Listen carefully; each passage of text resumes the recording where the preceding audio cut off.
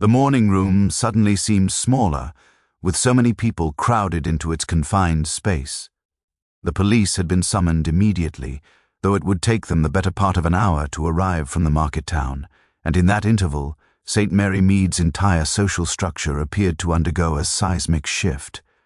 Margaret Ashford remained in a state of paralyzed shock, her niece Catherine having guided her to a chair and pressed a glass of water into her trembling hands. The water sat untouched, catching the afternoon light in a way that seemed almost obscene given the circumstances.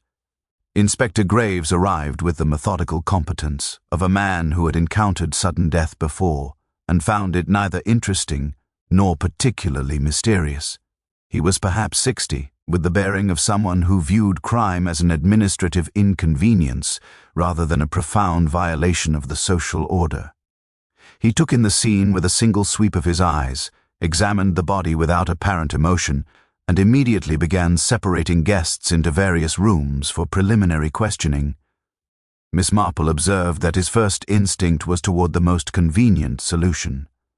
Within 30 minutes he had determined that Thomas Whitmore was a man of considerable means, that he had travelled from London, and that he had entered into a private conversation with Margaret Ashford from which he had never emerged alive.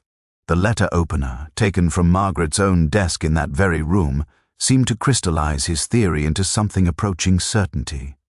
By 4 o'clock, he was regarding Margaret with the expression of a man who had essentially solved his case and was merely going through the remaining formalities.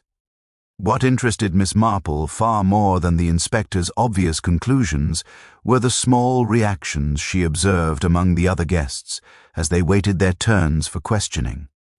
Robert Ashford, Margaret's nephew, had become oddly animated following the initial shock, as though some internal tension had been released. He moved through the halls with purposeful energy, making telephone calls on Margaret's behalf, organizing the servants, positioning himself as the de facto master of the house. It was a performance that suggested either genuine concern for his aunt or something more self-interested, possibly both. Dorothy Treswick, the friend from the neighboring estate, had taken herself into the library and sat in absolute silence, her hands folded in her lap. She had not wept, had not exclaimed, had not engaged in the sort of theatrical display that one might have expected. Instead, she simply sat, her expression perfectly composed, yet somehow suggesting that a part of her internal landscape had fundamentally altered. When Colonel Hartley had attempted to offer her comfort, she had thanked him politely and turned slightly away, making further conversation implicitly impossible. The servants had been questioned with particular intensity by the inspector, who seemed to believe that household staff always possessed guilty knowledge of one sort or another. Mrs. Chen, the housekeeper, had remained imperturbably professional, though Miss Marple noticed that her fingers had been trembling slightly as she had served tea that morning.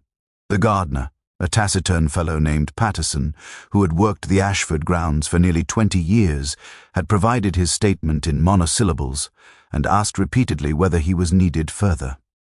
It was during a moment when the inspector had briefly stepped away to confer with the local constable that Miss Marple found herself alone, in the entrance hall with Dorothy Treswick. The woman was preparing to depart, her earlier paralysis having transformed into a determined need to return to her own home. Miss Marple, having excused herself from the drawing-room with a small complaint about the gathering crowd, intercepted her with the gentleness that came naturally to her. "Such a dreadful business," Miss Marple observed, though the words seemed inadequate to the magnitude of the day's events. "You have known the Ashfords for many years, I understand." Dorothy paused, one hand upon the banister. For a moment it seemed she might simply continue without responding, but something in Miss Marple's expression, something unutterably kind and without judgment, caused her to stop. "More than 30 years, she said quietly. "Since Margaret was not much older than Catherine is now. Then this must be particularly distressing for you," Miss Marple continued, "to have a stranger intrude so violently upon your circle of acquaintance." "He was not entirely a stranger," Dorothy said, and then seemed to regret the admission immediately. She adjusted her handbag with unnecessary care. "That is to say, He was someone Margaret had known long ago, before she married. Miss Marple absorbed this information without apparent reaction, though something in her demeanour suggested she was filing it alongside the fragments of red ribbon and the precise angle at which Robert Ashford's eyes had moved when Thomas Whitmore's body had been discovered.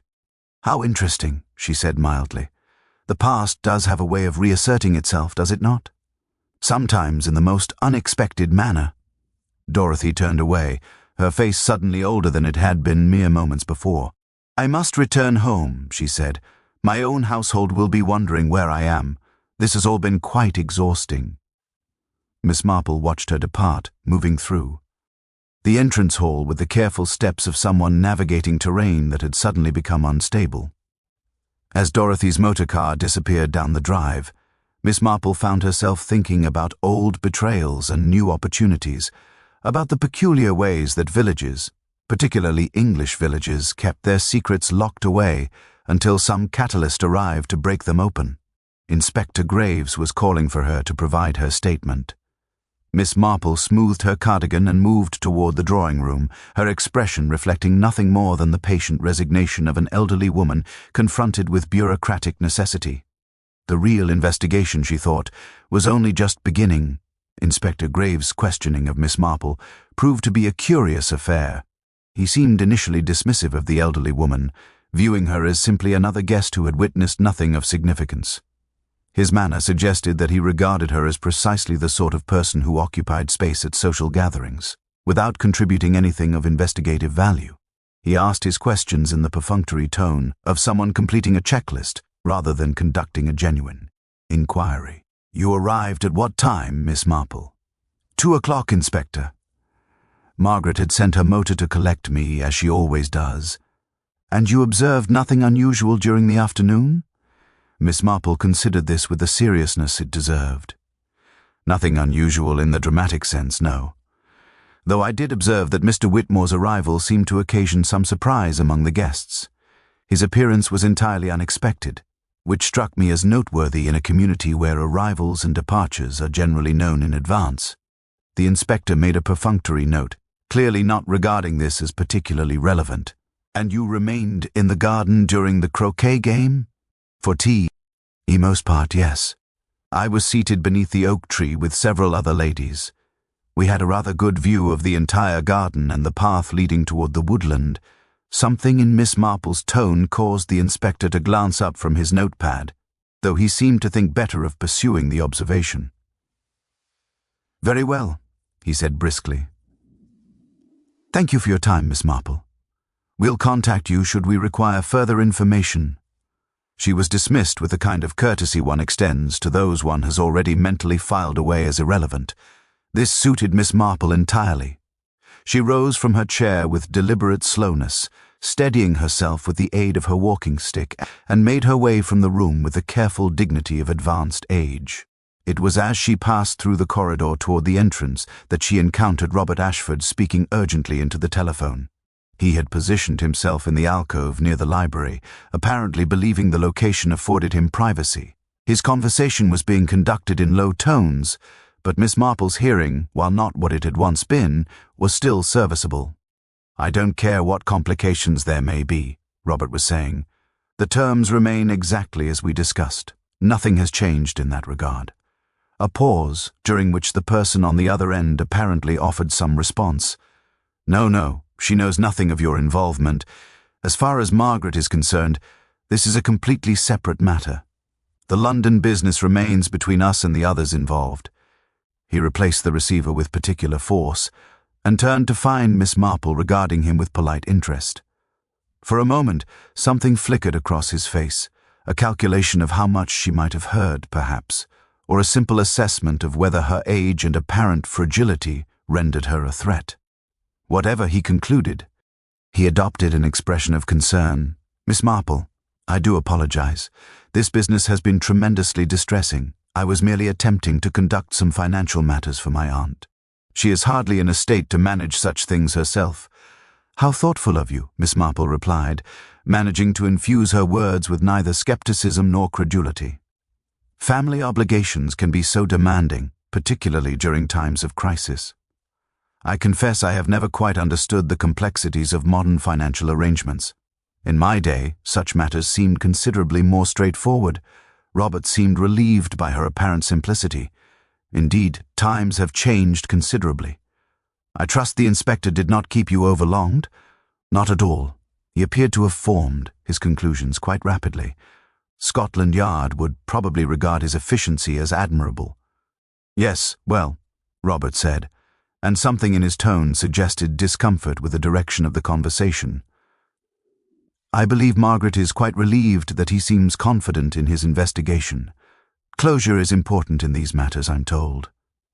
Miss Marple made a small sound of agreement and continued on her way toward the entrance, where Catherine Ashford, Margaret's daughter, was arranging with one of the constables for a statement to be taken the following morning.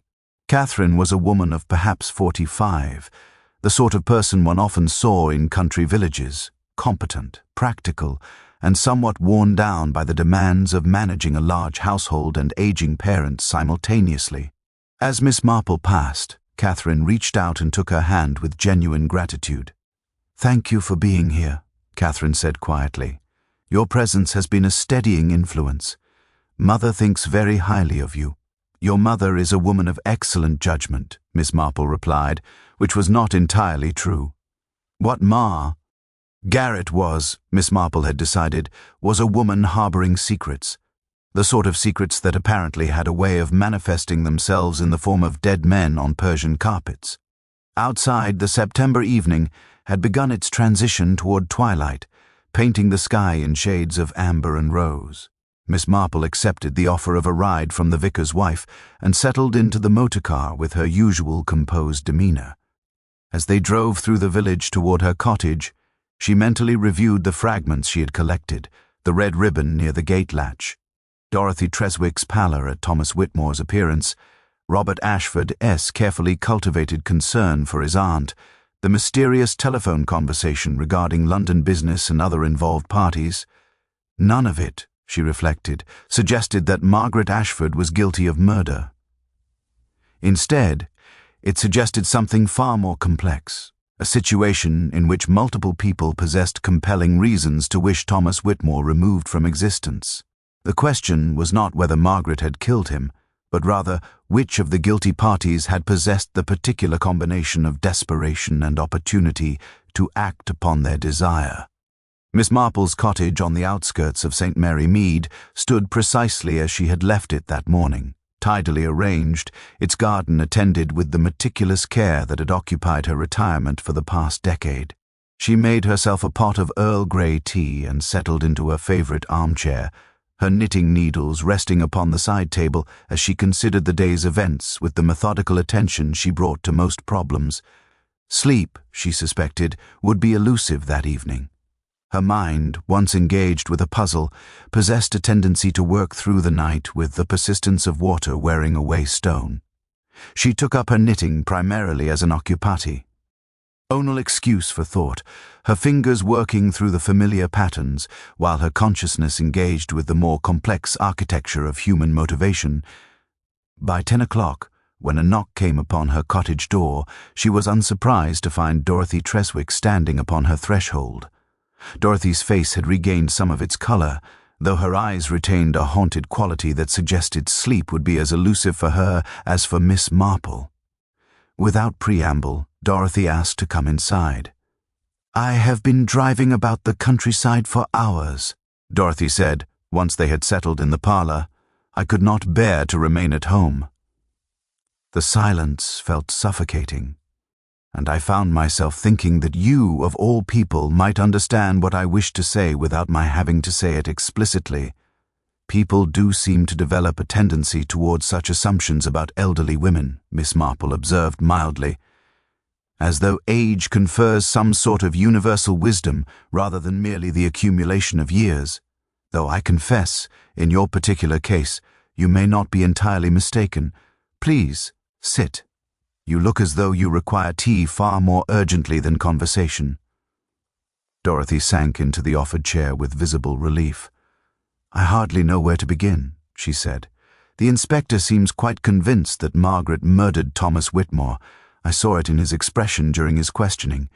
He regards Margaret as guilty, and he is simply gathering the formalities necessary to support that conclusion.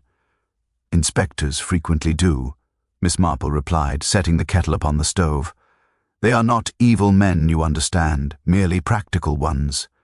They have limited resources and innumerable cases demanding their attention. A convenient solution is often viewed as preferable to a complex one. But Margaret did not kill him. Dorothy's voice rose with the passion of conviction. I have known her for 3 decades. I understand her nature as well as one human being can understand another. She is incapable of such violence. Yet she did have the letter opener, Miss Marple observed, returning with 2 cups of tea. And she did have the private conversation with Mr. Whitmore immediately preceding his death, and based upon certain observations I made this afternoon, she did appear to harbor considerable anxiety regarding his arrival. These are facts which, however innocent their actual meaning, would be regarded by most people as rather troubling. Dorothy accepted the tea gratefully and held the cup between her hands as though drawing warmth from it despite the mild evening. Thomas Whitmore came to St. Mary Mead to cause trouble, she said quietly. Specifically, he came to cause trouble for Margaret. There was a matter of considerable importance to her, a matter from her past before she married Charles Ashford. Thomas possessed knowledge of that matter, and he intended to use it against her. How very interesting, Miss Marple said, settling back into her chair. Though I confess I am uncertain precisely what matter you reference, or indeed what purpose such blackmail would serve. Thomas Whitmore appeared to be a man of considerable financial resources. Surely he did not require money from Margaret Ashford. It was not money, Dorothy said. She set down her teacup with deliberate care, as though the gesture required significant concentration. It concerned a child, Margaret's child, a daughter born before she married Charles, when she was very young and without family support. The child was given for adoption. Margaret has spent her entire married life believing that no one knew of this girl's existence. But Thomas knew. He had been present when it happened. He knew everything. The implications of this revelation settled over the parlor L. Ike, fog upon moorland. Miss Marple set down her knitting and regarded Dorothy with an expression of profound thoughtfulness. And Catherine? She asked gently. Does Catherine know of this older sister? I do not believe so, Dorothy replied. Margaret kept the secret scrupulously. Only a handful of people have ever known. I learned of it through circumstance and have kept the confidence all these years. It was not my secret to reveal. Yet you are revealing it to me, Miss Marple observed, which suggests that you believe it relevant to determining who murdered Mr. Whitmore, or perhaps that you believe the truth must be known in order to prevent an innocent woman from being convicted of murder. Dorothy's hands trembled slightly as she reached for her teacup again. The child would be in her 50s now, she said, a woman living somewhere in England, probably, entirely unaware of her true parentage. When Thomas appeared and made his threats, Margaret was utterly devastated. She feared not only public scandal, but also that this woman, her daughter, might learn of her existence through Thomas's machinations and hate her for having abandoned her. Yet someone murdered Mr. Whitmore before he could act upon these threats, Miss Marple said thoughtfully, which raises a rather interesting question. How many people knew of Margaret's secret and her consequent vulnerability to Mr. Whitmore's pressure? As far as I know, Dorothy said slowly, only myself. And Robert? The name hung in the air between them like a suspended note. Miss Marple's expression did not change, though something in her demeanor suggested that a crucial piece had just been placed upon the board of her mental chess game. Robert knew? She asked quietly. Margaret told him when Thomas first arrived. Dorothy confirmed. She required his advice regarding what she should do. Robert is a man of business, after all, and she hoped he might offer some practical solution to the dilemma. How very unfortunate for Margaret, Miss Marple murmured, that her dilemma should have found such a permanent solution. And I wonder, Miss Treswick, whether you have considered that Robert's presence at the garden party, his private telephone conversations, and his sudden assumption of authority within Margaret's household might suggest alternative interpretations of today's tragic events? Dorothy stared at Miss Marple as though the elderly woman had suddenly begun speaking in a foreign language. "Robert," she repeated, the single word carrying the weight of profound incomprehension. "You cannot possibly suggest that Robert murdered Thomas Whitmore. He is Margaret's nephew. Whatever his faults, he would not harm his own aunt by committing murder." "Would he not?" Miss Marple asked gently, resuming her knitting with deliberate calm. "Consider the situation from his perspective, Miss Treswick. His aunt receives a visit from a man threatening to expose a deeply buried secret. The secret concerns a daughter, a woman who would be Margaret's biological heir, a woman who might conceivably challenge Robert's position within the family structure and his expectations regarding his aunt's estate. From a certain vantage point, removing Mr. Whitmore might be viewed not as an act of betrayal, but as an act of family protection." "That is monstrous," Dorothy whispered. "That is human nature," Miss Marple corrected, not unkindly. "We are all capable of justifying our actions through the application of sufficient rationalization." Mr. Ashford would tell himself that he was protecting his aunt from scandal, safeguarding the family name, ensuring that Margaret would not be victimized by an unscrupulous blackmailer. The fact that his actions would simultaneously eliminate a threat to his inheritance would, in his own mind, be merely a fortunate coincidence. Dorothy rose from her chair and moved to the window, gazing out into the darkness beyond the cottage. "I have been such a fool," she said quietly. "When I suspected Margaret, I could not bear it. But when you suggest Robert, I realize I have seen evidence of his guilt all along and chosen not to recognize it." "What evidence?" Miss Marple asked, her tone suggesting genuine curiosity rather than leading interrogation. "The telephone conversation you must have overheard, as I did," Dorothy said. "He was speaking to someone about London business and other parties involved. I thought perhaps it was financial speculation, some scheme of his own. But if Thomas Whitmore was blackmailing Margaret, perhaps there were others involved in that scheme. Perhaps Robert was coordinating with them, arranging something." "Precisely so," Miss Marple said, "though I would offer a slightly different interpretation. Mr. Whitmore did not simply arrive in St. Mary Mead on a whim. He came because someone had invited him, or at minimum, because someone had assured him that his blackmail scheme would prove profitable. I suspect Mr. Ashford may have orchestrated the entire affair, perhaps even arranged for Mr. Whitmore to arrive at precisely the moment when Margaret's defenses would be lowest, when she would be most vulnerable to pressure." Dorothy turned from the window, her face pale in the lamplight. "But that would mean Robert deliberately created the circumstances leading to Thomas Whitmore's death. He constructed a situation designed to manipulate his aunt into a particular state of desperation. That suggests a degree of calculated malice that I find almost incomprehensible, and yet such malice would explain certain details that might otherwise seem incongruous," Miss Marple continued. "For instance, the red ribbon near the gate latch.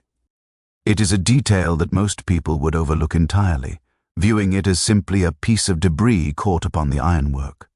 But consider its positioning, Miss Treswick. It lies on the path leading from the woodland, the direction from which one might approach the Ashford estate without being observed from the garden." Dorothy sank back into her chair. "You believe Robert came through the woods? That he deliberately positioned himself to approach the house unseen?" "I believe it is an interpretation worth considering," Miss Marple said, "particularly when one notes that Mr. Ashford had been absent from the croquet game for approximately 15 minutes during the period preceding Mr. Whitmore's murder." The Colonel remarked upon it, though neither he nor anyone else appears to have attached significance to the absence. "But the letter opener," Dorothy protested weakly. "It was taken from Margaret's desk in the morning room. How would Robert have obtained access to it?" "A man in his position would have considerable familiarity with the layout of his aunt's house," Miss Marple replied. "He has visited frequently throughout his life. The morning room is not particularly secure, and Margaret would not have regarded her own nephew as a potential threat. If he arrived through the woods and entered by an unsecured door, perhaps the French doors leading from the garden, which I observed were not locked, he would have had ample opportunity to acquire the letter opener without detection." Dorothy wrapped her arms around herself as though suddenly cold despite the mild evening. "We must inform the inspector. We must tell him what we suspect." "Ah, but here we encounter a significant difficulty," Miss Marple said. and there was genuine regret in her voice. "We possess no evidence that would convince an inspector of Mr. Graves' temperament. We have observations, interpretations, and the fragment of ribbon, which might have been placed there by anyone and at any time. We have timing that is suggestive but not definitive. We have a motive that is logical but circumstantial. What we do not have is proof." "Then Margaret will be arrested," Dorothy said flatly. "Almost certainly," Miss Marple agreed.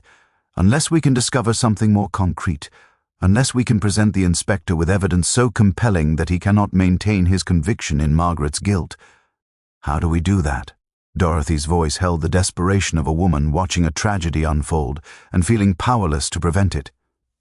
Miss Marple set down her knitting and regarded Dorothy with eyes that seemed to contain centuries of accumulated understanding. "We do what I have observed must be done in situations such as this. We apply pressure to the guilty party. We create circumstances designed to provoke a revealing reaction, and we do so with sufficient subtlety that the guilty party does not realize they are being examined until the moment of exposure arrives." "You have a plan," Dorothy said. It was not a question. "The beginning of one," Miss Marple corrected, "though it will require your cooperation, and it will require considerably more courage than you may currently believe you possess." The plan that Miss Marple outlined over the next hour was deceptively simple in its architecture, though its execution would require precise timing and considerable nerve. Dorothy would return to the Ashford estate the following morning with a specific message. She had discovered evidence suggesting that Thomas Whitmore's blackmail scheme had involved additional parties beyond Margaret. This evidence, she would indicate, was of sufficient gravity to warrant immediate discussion between herself, Margaret, and Robert.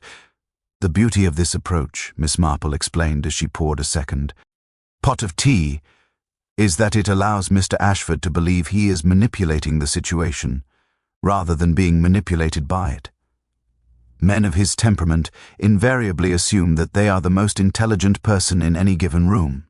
This assumption frequently becomes their undoing." By 9:30 the following morning, Dorothy had delivered her message to Robert via a carefully worded telephone call. She had sounded suitably anxious, had emphasized the urgency of the matter, and had requested that Robert arrange a private meeting at the estate that afternoon. Robert, true to form, had responded with the confidence of a man who believed himself in complete control of circumstances. Miss Marple, meanwhile, had occupied herself with her usual morning activities, tending her garden, attending to correspondence, and making careful inquiries among the village shopkeepers regarding Thomas Whitmore's movements during his brief time in St. Mary Mead. What she discovered was illuminating. Mr. Whitmore had taken a room at the Crown and Anchor for 3 nights, had dined alone in his room each evening, and had made at least 2 telephone calls from the hotel's public telephone. The proprietor, Mrs. Whitley, recalled that on one occasion he had seemed quite animated following a call, as though receiving news of a satisfactory nature. By early afternoon, Miss Marple had positioned herself at a vantage point from which she could observe the Ashford estate without appearing to do so. She had accepted an invitation to tea with the vicar's wife, whose cottage overlooked the drive leading to Margaret's house. From the parlor window, draped delicately with lace curtains that rendered her presence nearly invisible, she could observe all traffic to and from the property. Dorothy arrived at 2:00, her motor car proceeding up the drive with deliberate slowness. Robert's vehicle was already there, parked with the casual assurance of a man who owned the property. 20 minutes later, a taxicab arrived bearing Inspector Graves, who emerged with the purposeful stride of a man intent upon making an arrest. Miss Marple noted with interest that he carried documents, presumably the formal charges against Margaret Ashford. What occurred within the Ashford house during the next 40 minutes would later be described by various witnesses in contradictory and often inaccurate terms. What could be established with certainty was that voices had been raised, that at one point someone had called out in alarm, and that when the vicar's wife had tentatively suggested that Miss Marple might wish to check upon her friend, Miss Marple had already begun making her way toward the gate with remarkable speed for a woman of her years. By the time Miss Marple reached the morning room, where the confrontation had apparently culminated, she discovered a scene of considerable chaos. Inspector Graves was restraining Robert Ashford, who was struggling with the particular fury of a man watching his carefully constructed plans collapse into ruin. Dorothy stood beside Margaret, her hand upon her friend's shoulder. Margaret herself appeared dazed, as though she could not quite comprehend how the morning's events had transpired. "Miss Marple," Inspector Graves said, regarding her arrival with considerable surprise, "your timing is remarkably fortuitous. Mr. Ashford has just made several rather damaging admissions regarding his knowledge of Mr. Whitmore's whereabouts and activities." "Has he indeed?" Miss Marple replied, settling herself into the nearest available chair with the careful deliberation of advanced age. "How very convenient. Perhaps you would be so kind as to explain to me precisely what Mr. Ashford has admitted." It was Robert himself who spoke, his earlier composure having disintegrated into something approaching hysteria. "She trapped me," he shouted, gesturing wildly toward Dorothy. "She said she had discovered correspondence between myself and Whitmore. She implied that the police would find evidence of my involvement in his blackmail scheme. But there is no such evidence because I did nothing illegal. I merely attempted to protect my aunt from scandal by arranging for a blackmailer to visit her," Inspector Graves asked skeptically. "That seems rather an unusual form of protection, Mr. Ashford." "I did not arrange it," Robert protested. "Whitmore contacted me directly. He knew about the child, about Margaret's secret. He believed she would be willing to pay substantial sums to prevent him from revealing it. I merely allowed him to believe that such an arrangement might be possible. I was attempting to gather evidence against him, to document his attempted extortion, so that he could be prosecuted." Miss Marple exchanged a glance with Dorothy that suggested they were both listening to an elaborate construction of self-serving falsehood. The inspector, however, appeared somewhat uncertain. It was a delicate moment, one in which the truth threatened to slip away beneath layers of plausible deniability. "And yet," Miss Marple said quietly, "someone did murder Mr. Whitmore, and someone did position a fragment of red ribbon near the woodland gate as though deliberately indicating the route by which the murderer had approached. One wonders whether a man genuinely attempting to gather evidence against a blackmailer would also arrange for said blackmailer to be murdered." Robert's face drained of color. "I did not kill him." "Whatever else may be true, I did not commit murder." "Then perhaps you would be willing to account for your movements during the specific time period in which Mr. Whitmore's death occurred," Miss Marple suggests. Ted with gentle persistence.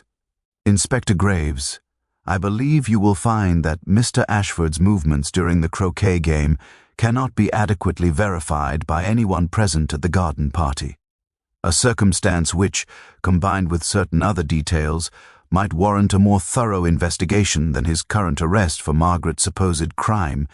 The inspector's expression shifted, and Miss Marple knew that she had successfully redirected his attention toward more promising territory. The real investigation, she reflected, was only just beginning. Inspector Graves' subsequent investigation proved considerably more thorough than his initial examination of the crime scene had suggested. With Miss Marple's subtle guidance, he began to focus upon details that had previously escaped his notice. The red ribbon, upon closer examination, proved to match exactly the trim upon a scarf that had been discovered in Robert Ashford's motor car. A scarf that bore traces of mud consistent with the woodland path leading to the estate's rear gate. More significantly, the hotel proprietor at the Crown and Anchor, when questioned with greater persistence, recalled that Robert Ashford had visited Thomas Whitmore on the morning of the garden party. The two men had been observed in heated conversation in the hotel's private parlor, with Mr. Ashford departing approximately 30 minutes before the garden party was scheduled to commence. The proprietor, when pressed, admitted that she had overheard fragments of their discussion, including Mr. Whitmore's repeated assertion that the matter had gone too far to be resolved through negotiation alone. The telephone records from the hotel proved equally revealing. Robert Ashford had made a call to London the previous evening, speaking to a man identified as Geoffrey Winters, a financial consultant with questionable credentials and a history of involvement in various schemes designed to extract money from vulnerable individuals. Upon investigation, Winters admitted that he had indeed been recruited by Robert Ashford to assist in the blackmail operation, though he vehemently denied any involvement in Mr. Whitmore's death. Inspector Graves, his earlier confidence in Margaret's guilt now thoroughly shaken, requested that Miss Marple provide her observations regarding the sequence of events on the day of the murder. It was a request that pleased her immensely, for it provided her with an opportunity to lay out the logical chain of reasoning that had led her to her conclusions. "Mr. Whitmore," Miss Marple began, settling herself in a chair within the inspector's temporary office at the police station, arrived at the Ashford estate with the intention of extracting money from Mrs. Ashford by threatening to reveal her long-buried secret. However, he did not arrive with the expectation of immediate success. Rather, he anticipated a period of negotiation during which Mrs. Ashford would come to terms with the reality of her situation and agree to his demands. "And yet," the inspector said, following her reasoning with growing comprehension, "someone murdered him before such negotiations could properly commence." "Precisely so," Miss Marple confirmed, "which suggests that the murderer did not wish for those negotiations to occur at all. Now, Mrs. Ashford herself would have had every reason to wish Mr. Whitmore dead, but she had no compelling reason to act upon that wish so precipitously. She might have paid him, negotiated with him, or even sought legal remedy against his attempted extortion. But Robert Ashford," the inspector interjected, "had every reason to eliminate Mr. Whitmore before he could extract substantial sums from the family estate." "Not merely that," Miss Marple continued. "Robert Ashford had orchestrated the entire scheme from its inception. He had contacted Thomas Whitmore and informed him of Mrs. Ashford's vulnerable situation. He had encouraged Mr. Whitmore to approach Mrs. Ashford with his demands. He had, in short, created the very circumstances that led to Mr. Whitmore's presence in St. Mary Mead." "But why?" Inspector Graves asked, though something in his expression suggested he was already beginning to understand. "Why would he orchestrate a blackmail scheme against his own aunt?" "Because," Miss Marple said gently, "Mr. Ashford's financial situation was considerably more dire than anyone outside his immediate circle of confidants was aware. He had made certain investments that had proven spectacularly unsuccessful. He owed money to individuals of questionable character and limited patience. He required substantial funds urgently. Upon learning of his aunt's secret through some confidential communication, he saw an opportunity." The inspector leaned back in his chair. He intended to position himself as the negotiator between his aunt and the blackmailer. He would convince his aunt that he could resolve the situation, extract funds from her to pay off the extortionists, and then pocket the majority of the money for himself. That was his initial intention, yes, Miss Marple confirmed. However, events took a turn he had not anticipated. When he visited Mr. Whitmore on the morning of the garden party, they apparently engaged in a dispute regarding the financial terms. Mr. Whitmore, it appears, had decided to increase his demands substantially. Mr. Ashford would have received considerably less of the extracted funds than he had anticipated, which gave him motivation to murder Mr. Whitmore, the inspector said slowly, and to frame the murder upon his aunt. Indeed, he had access to the letter opener, familiarity with the house layout, and the ability to position himself unseen during the croquet game. He also possessed the knowledge that his aunt would appear as the obvious suspect, a woman seen entering into a private conversation with the victim, a woman who would be discovered standing over the body in a state of profound shock. Inspector Graves rose from his chair and began pacing the small office. "The red ribbon," he said. "It was deliberately positioned to create a false lead, to suggest that the murderer had approached from the woodland." "An interesting question," Miss Marple mused. Whether it was deliberately positioned as a red herring, or whether Mr. Ashford simply failed to notice it snagging upon the gate latch as he made his escape. Either interpretation suggests a degree of panic in his post-murder behavior, which would be consistent with a man who had acted upon impulse rather than in accordance with a carefully formulated plan. "He panicked," the inspector said with growing certainty. "He killed Whitmore, perhaps in a moment of rage when his financial negotiations failed. He then attempted to manage the situation by ensuring that suspicion would fall upon his aunt, never anticipating that he would be viewed as a suspect, and when confronted with Miss Treswick's implication that evidence of his involvement in the blackmail scheme existed, Miss Marple added, he became sufficiently distressed that the inspector was able to perceive the truth beneath his protestations of innocence. Inspector Graves stood at the window, gazing out toward the street beyond. "You were quite remarkable today, Miss Marple. Your insight into human nature and criminal motivation far exceeds what one would typically expect from a woman of your station and experience." Miss Marple smiled with quiet satisfaction. "I have merely spent a considerable portion of my life observing people, Inspector. One comes to recognize certain patterns of behavior, certain indicators of guilt or innocence. St. Mary Mead may be a small village, but it contains all the diversity and complexity of the larger world. Once one understands human nature, one can apply that understanding nearly anywhere." The confession, when it came, was neither dramatic nor particularly revealing in its details. Robert Ashford, faced with the accumulating evidence and the clear understanding that his carefully constructed deceptions were unraveling, simply ceased his protestations of innocence. He sat in the interrogation room with the demeanor of a man who had exhausted all available options and now faced the prospect of accepting an outcome he could no longer alter. What emerged from his statement was a narrative of desperation and poor judgment, of a man who had believed himself far more clever than circumstances ultimately permitted.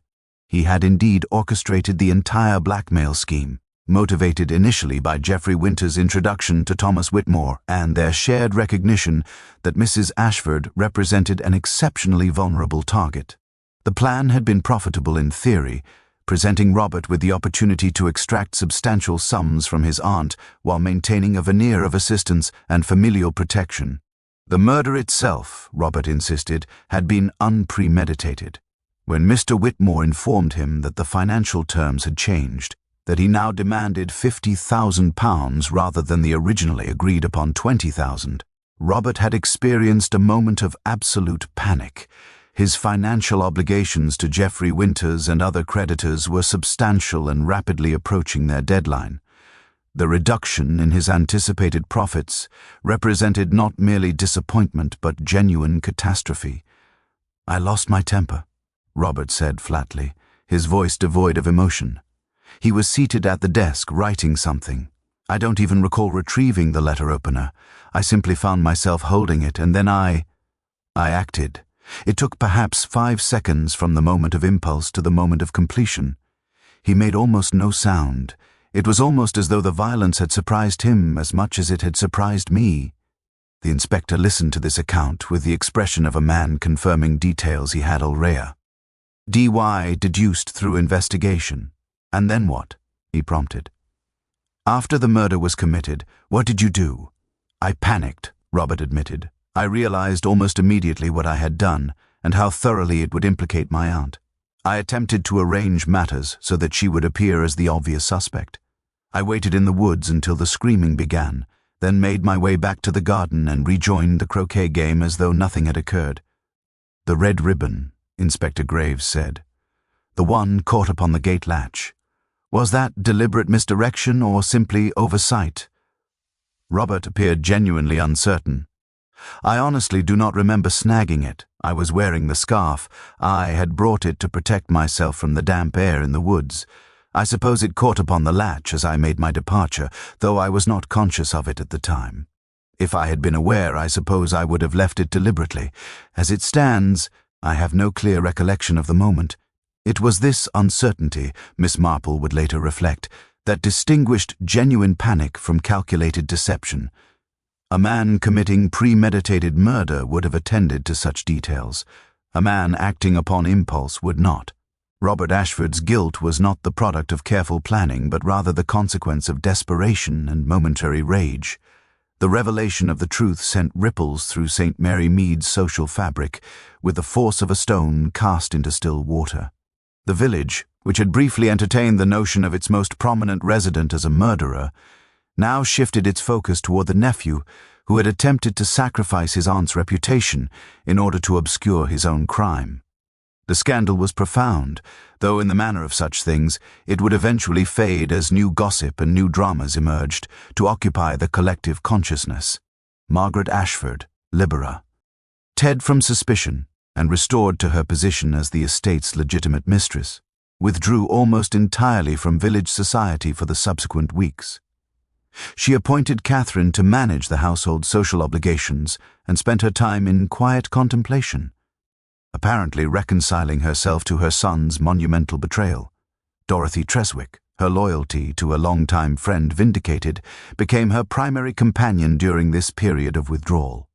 It was approximately 10 days following Robert's formal arrest that Margaret requested Miss Marple's presence at the Ashford estate.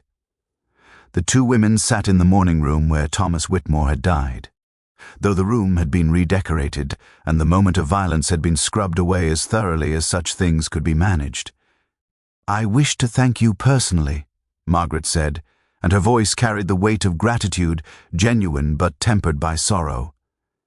"Inspector Graves informed me of your instrumental role in determining the truth. Without your observations and your willingness to guide the investigation toward genuine guilt, I would almost certainly be facing trial for a murder I did not commit." The inspector was quite capable of reaching the correct conclusions eventually, Miss Marple replied with characteristic modesty. "I merely assisted in focusing his attention upon details that might otherwise have been overlooked." "You did considerably more than that," Margaret said firmly. "You recognized something that no one else perceived, that Robert's protestations of concern for my welfare masked a far more sinister intention. How did you know? What was it that indicated his guilt to you?" Miss Marple considered this question with the seriousness it deserved. "Several small things," she said finally. "The manner in which his eyes moved when your body was discovered suggested calculation rather than shock. His immediate assumption of authority within the household suggested a man who believed he had inherited control of the estate. His telephone conversation regarding London business suggested that he had expectations of financial benefit from your difficulties. But most significantly, Mrs. Ashford, was his willingness to sacrifice you in order to protect himself. That degree of moral flexibility indicated someone quite capable of violence." Margaret was silent for a long moment. "There is something else you should perhaps know," she said quietly. "Something that relates to the secret Mr. Whitmore was attempting to use against me. I have made inquiries, you understand. I have located my daughter. She is living in Cornwall, married with children of her own. I am considering whether to contact her, to reveal myself." "That is a decision that requires considerable courage," Miss Marple said gently. "But it is one that appears to me potentially restorative rather than destructive. The secret has caused you considerable suffering, Mrs. Ashford. Perhaps it is time for it to cease being a secret at all." Margaret nodded slowly, as though Miss Marple's words had crystallized something within her that had previously remained uncertain. "I shall consider it carefully," she said. "You have been a remarkable friend, Miss Marple, far more remarkable than you perhaps realize." 3 weeks had passed since Robert Ashford's formal conviction on charges of murder when Miss Marple received an unexpected letter. The envelope bore a Cornish postmark and was addressed in careful, somewhat formal handwriting. Inside was a brief note from a woman introducing herself as Elizabeth Hartwell, daughter of Margaret Ashford, requesting that Miss Marple call upon her at her residence in Falmouth at her earliest convenience. The letter was accompanied by a second correspondence from Margaret herself, explaining that she had indeed made contact with her daughter, and that Elizabeth wished to meet the woman who had inadvertently set in motion the chain of events leading to this extraordinary reunion. Margaret's note was suffused with a tentative hope that suggested a wound long festering had at last been given the opportunity to heal. Miss Marple made the journey to Cornwall the following week, traveling by train and then by motor car through countryside that grew progressively wilder and more rugged as she approached the coast. Elizabeth Hartwell's home was a modest but well-maintained cottage overlooking a small cove, the sort of residence that suggested comfortable circumstances without extravagant wealth. Elizabeth herself was a woman of perhaps 52, with her mother's sharp intelligence evident in her eyes and a bearing that suggested a life lived according to principle rather than convenience. Their meeting was conducted with the formality of strangers who were nonetheless bound by blood and circumstance. Elizabeth had prepared tea and had arranged comfortable chairs in a parlor that overlooked the sea. It was Elizabeth who spoke first, her voice carrying a mixture of curiosity and the defensive wariness of one who had reason to be cautious regarding parental figures. "My mother tells me that you were instrumental in uncovering the truth regarding the situation that led to her contacting me," Elizabeth said carefully. "I confess I find it somewhat extraordinary that a murder investigation should ultimately prove to be the catalyst for resolving a matter that has troubled her for more than half a century." "Life frequently unfolds in unexpected patterns," Miss Marple replied gently. "Your mother's courage in making contact with you, however, that is the result of her own determination rather than circumstances. The truth regarding your existence was a secret she carried with considerable burden. It is perhaps fitting that the violent disruption of her ordinary life should ultimately have freed her from that burden." Elizabeth gazed out toward the sea, her expression thoughtful. "I have learned considerably more about my mother in these past weeks than I had any expectation of learning," she said. "I grew up knowing only that I had been adopted, that my biological mother was a woman who could not raise me. My adoptive parents were kind, and I never felt deprived of genuine affection. But there was always a sense of incompleteness, a question mark at the center of my identity." "And now?" Miss Marple asked. "And now I am reconciling myself to the fact that my biological mother is a woman of considerable complexity," Elizabeth said.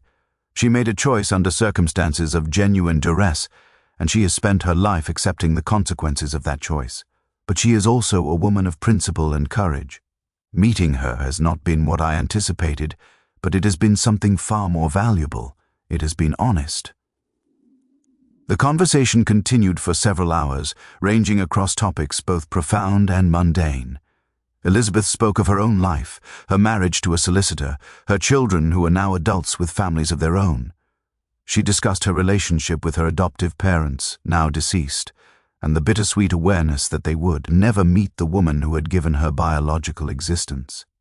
She asked Miss Marple questions about St. Mary Mead and about the peculiar sequence of events that had led to the murder investigation. "Do you believe," Elizabeth asked at one point, "that my mother's past, the shame she felt regarding my existence, contributed in any way to the tragedy that occurred? Had she not been vulnerable to blackmail, perhaps Robert Ashford would not have attempted his scheme." "Me." S.S. Marple considered this question with careful attention. "I think, Miss Hartwell, that we must be cautious about assigning causation to events that remain fundamentally the product of individual choice. Your mother's past existed. That is a fact beyond alteration. Robert Ashford chose to exploit that past for his own financial benefit. That is a separate fact, dependent upon his moral choices rather than upon your mother's circumstances. Had your mother's past not existed, Mr. Ashford would likely have found some other means of extracting money from his aunt. Some people, you understand, will always find a way to rationalize their own villainy." As afternoon shifted toward evening, Miss Marple observed that Elizabeth's initial guardedness had softened considerably. The defensive posture of a woman encountering her biological mother for the first time had gradually transformed into something more relaxed, more genuinely warm. The two women had established, in the span of a few hours, the foundation of what might eventually become a genuine relationship. Before Miss Marple's departure the following morning, Elizabeth provided her with a package containing letters that had been exchanged between herself and Margaret over the preceding weeks. "I thought you might wish to see these," Elizabeth said. "They are quite personal, but they reflect something important, the manner in which two people who were separated by circumstance have found their way toward reconciliation." The letters were indeed moving in their honesty.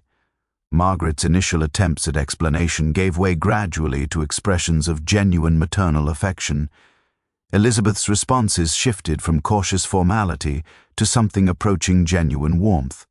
By the final exchange, the two women were discussing plans for Elizabeth and her family to visit St. Mary Mead, for Elizabeth's grandchildren to meet there.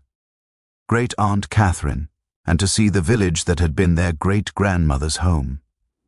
As Miss Marple returned to St. Mary Mead, she reflected upon the curious manner in which human events unfolded. A murder committed in violence and desperation had ultimately created the circumstances for a profound healing. for the reunion of two souls who should never have been separated. The tragedy had been real and would remain tragic. Yet from that tragedy had emerged something that suggested the possibility of redemption, of second chances, of love persisting across decades and circumstance. St. Mary Mead welcomed her return with its usual quiet indifference, yet Miss Marple felt herself changed by the journey, enriched by the knowledge that her small interventions in the affairs of others had rippled outward in ways she could not have anticipated or controlled. The trial of Robert Ashford took place in late November, a grim affair conducted in the austere courtroom of the county assizes before a judge whose expression suggested he had witnessed considerably too much human failings to be surprised by any particular manifestation of them. The evidence was presented methodically, the prosecution building their case with the careful precision of architects constructing a building designed to withstand any assault upon its structural integrity. Miss Marple attended the proceedings on a cold morning when frost had rendered the courthouse steps treacherous. She seated herself in the gallery with the quiet demeanor of a woman simply fulfilling a civic duty rather than watching the public dismantling of a man's life. Margaret and Catherine sat several rows ahead of her, their faces carefully composed, though Miss Marple could perceive the tension that underlay their apparent calm. The prosecution's case was compelling in its simplicity. Robert Ashford had orchestrated a blackmail scheme against his aunt. When the scheme had threatened to produce less financial benefit than anticipated, he had murdered Thomas Whitmore with the letter opener taken from his aunt's desk. He had then attempted to arrange matters so that suspicion would fall upon his aunt rather than himself. The evidence, the red ribbon, the unaccounted-for time during the croquet game, the hotel proprietor's testimony regarding the heated confrontation between Ashford and Whitmore all coalesced into an argument that was both logical and damning. Robert's defense counsel, a barrister of considerable reputation, attempted to construct an alternative narrative. He suggested that the evidence was circumstantial, that the red ribbon could have snagged upon the gate latch at any point during the preceding days, that the unaccounted-for time during the croquet game was insufficient to establish opportunity. He presented Robert as a man who had made poor judgment regarding the blackmail scheme but who could not reasonably be proven to have committed murder. Yet even as the defense counsel constructed his arguments, Miss Marple perceived that he was laboring against the weight of psychological truth. Robert took the stand in his own defense, a decision that proved ultimately catastrophic.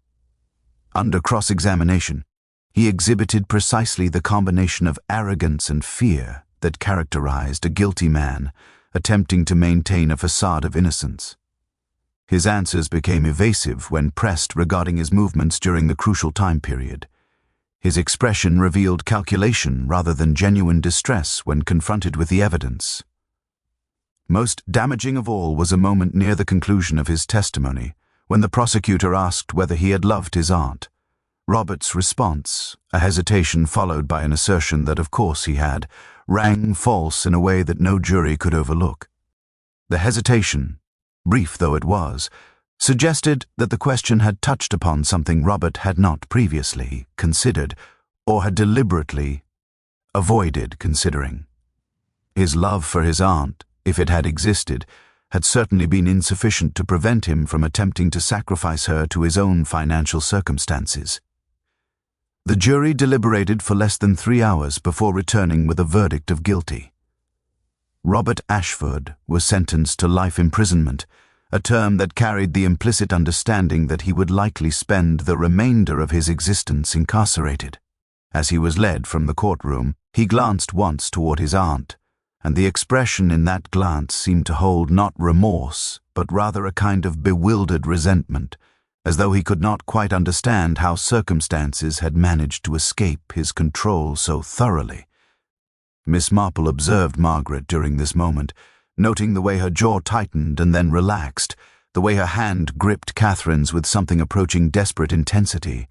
The verdict had vindicated Margaret completely, had restored her to her position as an innocent victim of her nephew's malice. Yet Miss Marple understood that vindication, while necessary, was not the same as healing. The knowledge that one's own blood relative had been willing to sacrifice one's reputation and freedom for personal financial gain left scars that time alone could not fully erase. Following the trial's conclusion, Miss Marple found herself approached by Inspector Graves, who had attended the proceedings in an official capacity.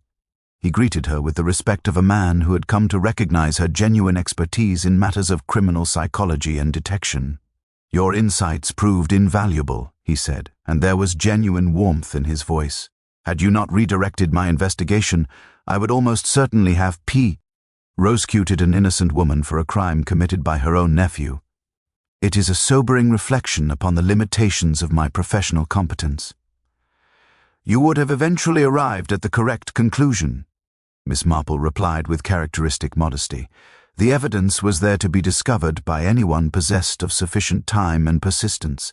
I merely happened to notice certain details somewhat more readily than they might otherwise have been noticed." "You possess an extraordinary faculty for understanding human nature," the inspector said. "Have you ever considered applying your talents in a more formal capacity? Scotland Yard could certainly benefit from your expertise." Miss Marple smiled gently. "I fear I am too old for such ventures, Inspector. My investigations, such as they are, have always been conducted within the context of my own village and my own circle of acquaintances. I should feel quite out of place in London, attempting to unravel crimes among people with whom I possessed no prior connection or understanding. The beauty of observing one's own village is that one understands not merely individual actions but the patterns that underlie them, the social structures, the historical relationships, the deep knowledge of character that only comes from long association." The inspector accepted this explanation with obvious reluctance, yet he seemed to understand that Miss Marple's refusal was not merely polite demurral, but rather genuine conviction. As he took his leave, he remarked that he hoped their paths might cross again in future, that there might be other mysteries for which her talents might prove useful. Miss Marple made no commitment regarding future involvement in criminal matters. She had learned over her long life that one could not anticipate the manner in which events would unfold or what circumstances might ultimately demand on. Ease attention. The important thing was to remain observant, to pay attention to human behavior, and to recognize that even in the most seemingly straightforward situations, there often lay complexities requiring patient and careful examination. The Christmas season arrived in St. Mary Mead with the inevitability of seasons changing and the persistence of tradition asserting itself upon the village calendar. Snow had fallen in early December, transforming the landscape into something resembling the illustrations in the children's books that lined the shelves of Miss Marple's cottage library. The church had been decorated with holly and ivy, the village green was adorned with wreaths, and the annual Christmas pageant was being organized with the meticulous attention to detail that such matters seemed to demand. Yet beneath these outward manifestations of seasonal festivity, the village remained fundamentally altered by the events of autumn. The Ashford estate had been closed to society during the immediate aftermath of the trial, and it was only in early December that Catherine had begun to reopen the house and resume a limited social engagement. Margaret herself had spent much of the intervening weeks corresponding with Elizabeth and planning what would be the first meeting between her biological daughter and the village of her mother's residence. It was on a cold afternoon in mid-December that Miss Marple received an invitation to tea at the Ashford estate. The invitation was written in Margaret's distinctive hand and extended with the request that Miss Marple might also wish to meet Elizabeth and her family, who were to arrive for a fortnight's visit. The tone of the invitation suggested not obligation but rather genuine affection and gratitude. Miss Marple accepted with her customary grace, and on the appointed afternoon she made her way up the drive to the Ashford mansion. The house looked transformed, not physically but in atmosphere. There was an openness to it, a sense that the dark secrets that had haunted its corridors were beginning to dissipate. Margaret herself greeted Miss Marple at the door with warm embrace that went considerably beyond the formality of social convention. "I wished you to be among the first to meet my daughter," Margaret said as she guided Miss Marple into the drawing-room. "It seemed fitting that you, who were instrumental in bringing us together, should witness this reunion that has already begun so promisingly." Elizabeth rose from her chair as Miss Marple entered, and there was genuine warmth in her greeting. She had brought with her 2 adult children and 3 grandchildren, and the drawing room had been transformed into something approaching controlled chaos, the sort of loving disorder that comes with the presence of multiple generations gathered in genuine affection. Over tea and cakes, Miss Marple observed the dynamics of this newly formed family unit with the keen attention she brought to all human interactions. Margaret and Elizabeth had clearly moved beyond the tentative formality of their initial meeting. They spoke with the ease of people who had discovered that the fundamental connection between them transcended the decades of separation. Margaret's grandchildren, Elizabeth's offspring, demonstrated a natural curiosity regarding their new great-grandmother, and Margaret responded with a tenderness that suggested she was experiencing a form of motherhood she had been denied 50 years earlier. "My mother tells me," Elizabeth said at one point, "that you possess an almost uncanny ability to perceive truth beneath surfaces. I wonder if you might share your observation regarding what has occurred within my mother's life over these past months." Miss Marple set down her teacup with deliberate care. "I perceive," she said slowly, "a woman who carried a burden of secret shame for the better part of her lifetime, and who has discovered that the relief of sharing that burden, of being honest regarding one's past, offers a form of liberation that no amount of external respectability could have provided. Your mother is happier now, Miss Hartwell, than I suspect she has been in decades, despite the sorrow occasioned by your uncle's actions." Margaret's eyes grew bright with moisture, though she smiled with genuine contentment. "You perceive correctly, Miss Marple. I have spent so many years being someone I was not, a woman without a past, a woman whose early life simply did not exist in any form that I acknowledged. Now, at an age when most people believe their important life experiences are concluded, I have been granted the gift of authenticity. It is a remarkable thing. As the afternoon progressed, and the gathering became more animated with the presence of children and the natural chaos of family celebration, Miss Marple found herself reflecting upon the peculiar manner in which the autumn's tragedy had ultimately created space for this profound healing. Thomas Whitmore's murder had been violent and wrong, had disrupted the peace of the village, had exposed Robert Ashford's moral corruption. Yet from that violence had emerged something genuinely restorative, the reunion of two souls who should never have been separated, the liberation of a woman from the shame that had constrained her existence. This, Miss Marple understood, was the complex truth of human experience. Evil existed, perpetrated by people who rationalized their own villainy and convinced themselves that their actions served legitimate purposes. Yet evil, when confronted and exposed, sometimes created the conditions for genuine healing. The tragedy was real and would remain tragic. But the possibility of redemption was equally real, and it had manifested itself in ways that no one could have anticipated or orchestrated. As she prepared to depart the Ashford estate that evening, Margaret walked with her to the gate. The two women stood together in the gathering darkness, looking back toward the house, where warm light emanated from the windows and where the sounds of family laughter could be heard. "Thank you," Margaret said simply, "for everything. For seeing what others could not see, for caring enough to act upon what you perceived, for making possible this gift of reconciliation." "You are most welcome," Miss Marple replied, "though I confess that I was simply observing human nature in its various manifestations and attempting to arrange circumstances in accordance with what I understood to be the truth. The rest, your courage in contacting Elizabeth, her willingness to forge connection with a mother she had never known, the love that clearly exists among you now, that is entirely the product of your own choices and character." Miss Marple returned to her cottage as darkness fell completely, the stars emerging overhead in the crisp winter night. The village of St. Mary Mead slumbered around her, its apparent tranquility concealing, as always, the complexities and depths of human experience. She had learned long ago not to be deceived by surfaces, to perceive beneath apparent innocence the shadows of hidden motivations, to understand that every person contained multitudes of contradictory impulses and desires.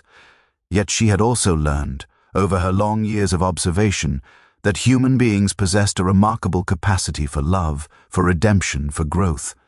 And it was this latter knowledge, this understanding of human potential for genuine transformation, that sustained her and gave meaning to her quiet life of observation and gentle intervention in the affair. S of others.